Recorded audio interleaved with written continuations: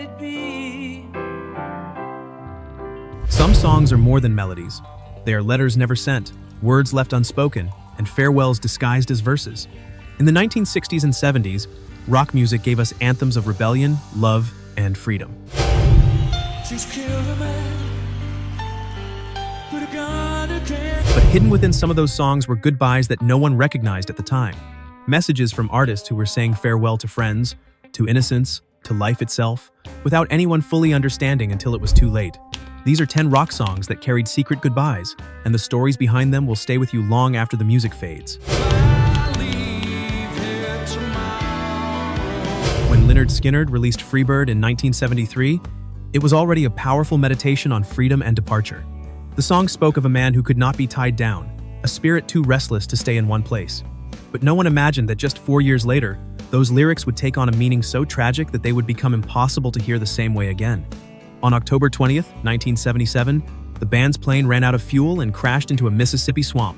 Lead singer Ronnie Van Zant, guitarist Steve Gaines, and backup singer Cassie Gaines were among those who died.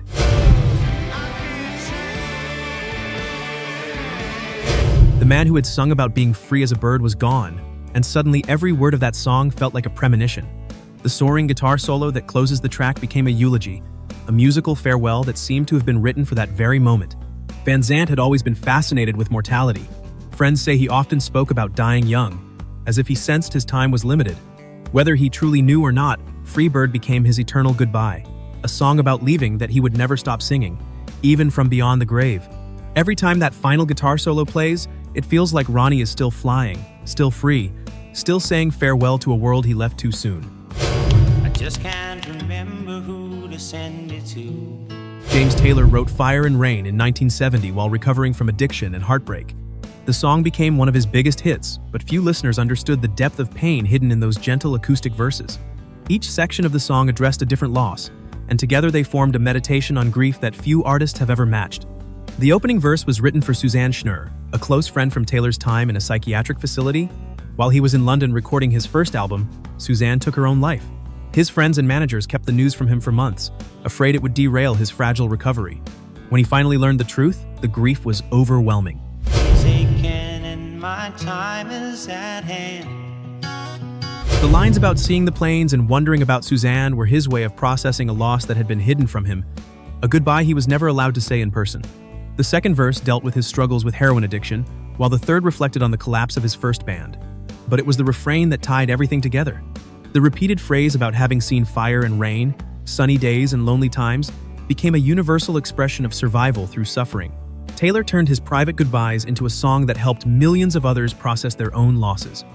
Sometimes the most personal farewells become the ones that touch the most hearts. Could make those people dance, and maybe they'd be happy for. On February 3rd, 1959, a small plane crashed in an Iowa cornfield. On board were 3 young musicians who were changing the face of rock and roll. Buddy Holly, Ritchie Valens, and the Big Bopper died that night in what would later be called the day the music died. 12 years later, Don McLean turned that tragedy into one of the longest and most mysterious songs in rock history. American Pie is 8.5 minutes of coded references, cultural commentary, and nostalgic mourning. McLean never fully explained the meaning of every verse, preferring to let listeners find their own interpretations. But the core of the song is unmistakable. Keep me shiver with every paper I deliver. It is a goodbye to an era of innocence, a farewell to a time when rock and roll felt pure and full of promise. The plane crash did not just kill 3 musicians, it killed a certain kind of hope. Throughout the song, McLean traces the evolution of rock music from the 50s through the late 60s, touching on the Beatles, the Rolling Stones, Bob Dylan, and the tragedy at Altamont. But always, underneath the cultural references, there is that sense of loss.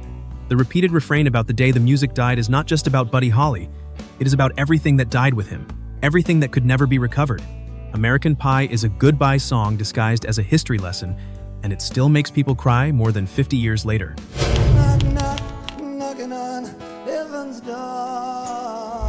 Bob Dylan wrote Knockin' on Heaven's Door in 1973 for the soundtrack of the film Pat Garrett and Billy the Kid. In the movie, the song plays as a wounded sheriff lies dying, his badge removed, his duty fulfilled. But the song transcended its cinematic origins to become something far more universal. A meditation on mortality, On the moment when the body begins to fail and the spirit prepares to leave. The lyrics are deceptively simple. A man describes putting down his guns, removing the symbols of his earthly role, and admitting that he can no longer see clearly. He asks his mother to close his eyes because he cannot go on. There is no anger, no resistance, just quiet acceptance of an ending that cannot be avoided.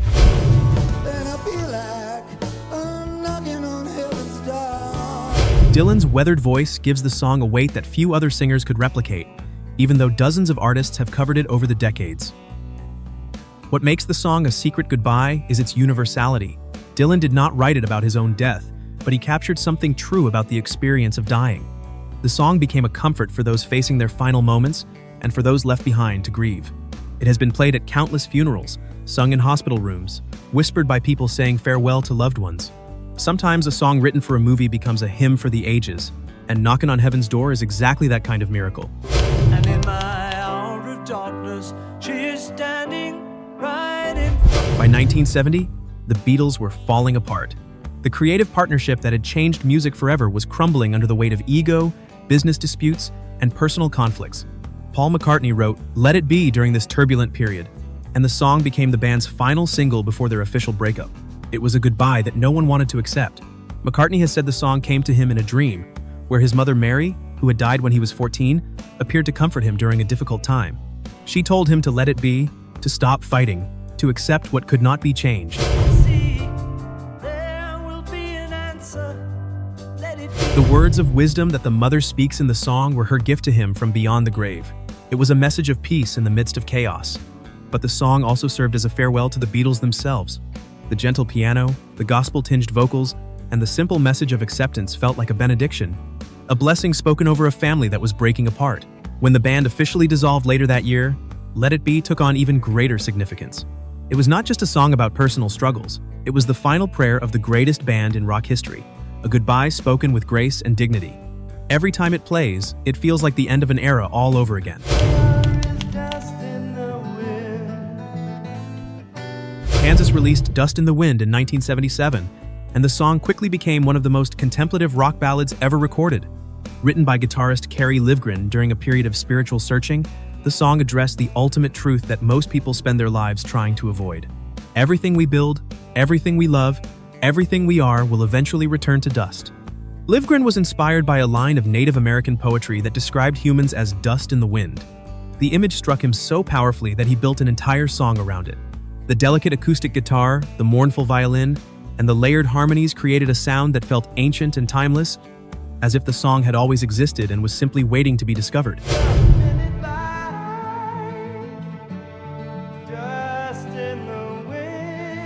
The lyrics are unflinching in their honesty. Nothing lasts forever but the earth and sky. All your money will not another minute buy. These are not comfortable truths, but they are truths nonetheless. Dust in the Wind is a goodbye to illusion, a farewell to the fantasy that we will live forever or that our achievements will outlast us.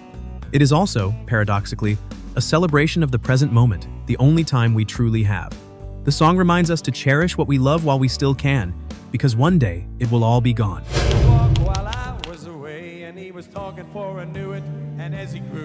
Harry Chapin released Cats in the Cradle in 1974, and the song immediately struck a nerve with fathers across America. It tells the story of a man too busy with work to spend time with his son, watching helplessly as the years slip away, and the boy grows up to be just like him. By the end of the song, the father is old and alone, and his son has no time for him. The cycle of neglect has repeated itself. The song was based partly on a poem written by Chapin's wife Sandra, who was worried that her husband's constant touring would keep him from their own children. Chapin turned her fears into a cautionary tale that became his only #1 hit. But the true tragedy is that Chapin himself struggled with the same problem.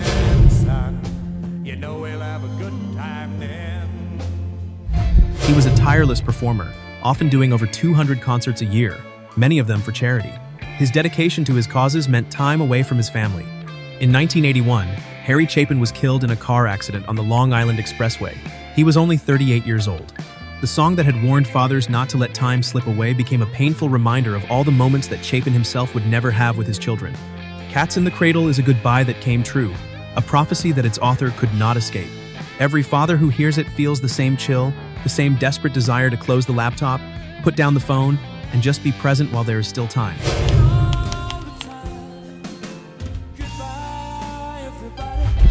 Queen released Bohemian Rhapsody in 1975, no one knew quite what to make of it. At nearly 6 minutes long, with operatic sections, hard rock passages, and a structure that defied all convention, it was unlike anything the world had ever heard. Freddie Mercury refused to explain the meaning of the lyrics, insisting that listeners should find their own interpretation. But beneath the theatrical brilliance, there was something deeply personal and deeply sad. The song tells the story of a young man who has committed a terrible act and must face the consequences. He says goodbye to his mother, confesses that he has thrown his life away, and ultimately accepts his fate.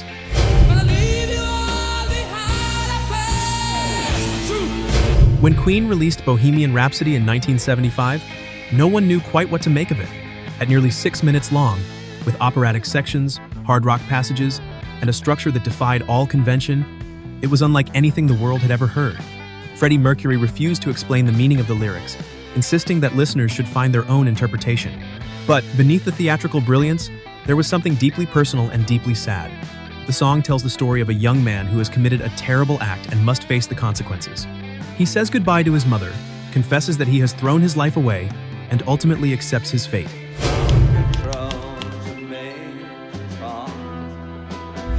David Bowie released Space Oddity in 1969, just days before the Apollo 11 moon landing. The song told the story of Major Tom, an astronaut who loses contact with ground control and drifts away into the void of space. It was a perfect encapsulation of the era's fascination with space exploration, but it was also something far more personal. A meditation on isolation, disconnection, and the desire to simply float away from everything. Bowie was struggling with his own sense of alienation when he wrote the song. His career had not yet taken off, and he felt like an outsider in the music industry and in life itself. Major Tom became his alter ego, a character who embodied the fantasy of escape.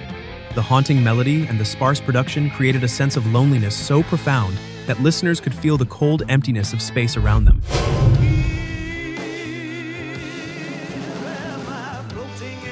What makes Space Oddity a secret goodbye is the way it anticipates Bowie's entire career. He would return to Major Tom twice more, in Ashes to Ashes in 1980 and in Black Star just days before his death in 2016.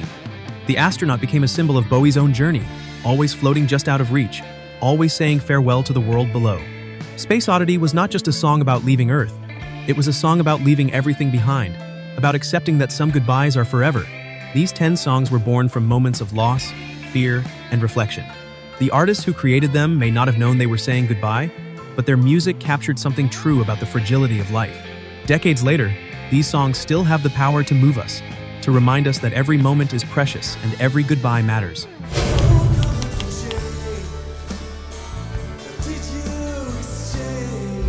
In 1975, Pink Floyd released an album that was not just music. It was a lament, a love letter wrapped in grief, dedicated to someone who was still alive but already gone. That person was Syd Barrett, the original frontman of the band, whose brilliant mind had been shattered by mental illness and drug use. Wish You Were Here was their way of reaching out to a friend they had lost without ever losing him to death.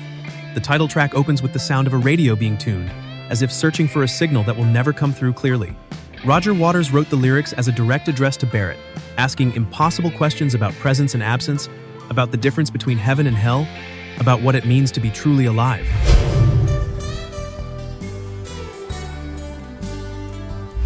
The melancholy acoustic guitar and David Gilmour's haunting vocals created a sense of longing so profound that listeners could feel it in their bones. The most heartbreaking part of the story came during the recording sessions. One day, a heavy, bald man wandered into the studio. No one recognized him at first. It was Syd Barrett himself, transformed beyond recognition by years of isolation and medication. The band was devastated.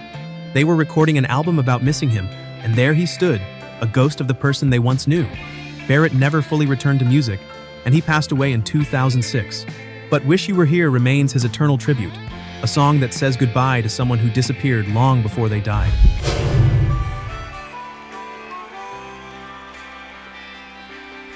If any of these songs brought back a memory or made you think of someone you have lost, share this with a friend who understands the power of music to heal and to honor. And tell us in the comments which song has helped you say goodbye to someone you loved.